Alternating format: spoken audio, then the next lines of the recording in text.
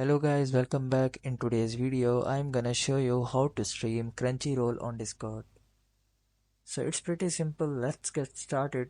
You guys have to simply open up any of your browser and you guys have to simply open Discord, and after opening the Discord, you guys have to simply open up a new tab, and in that new tab you guys have to simply open up crunchyroll.com. So after opening up the official website of Crunchyroll, you guys must have to log in to your account. So after logging in with your account, you guys have to simply go back to Discord, and in the Discord server you guys have to simply join any of the channel.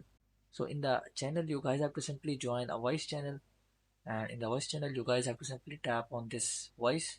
So after tapping on that, it will provide you some options. You guys have to simply allow the permission of your microphone, and here you guys have to simply click on share your screen option, which is here. So after tapping on that, it will provide you several tabs. You guys have to simply select the Crunchyroll and click on share.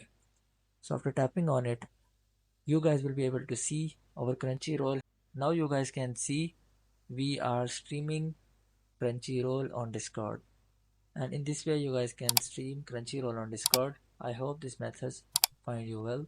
Do like, share, subscribe. Thank you so much. Bye bye.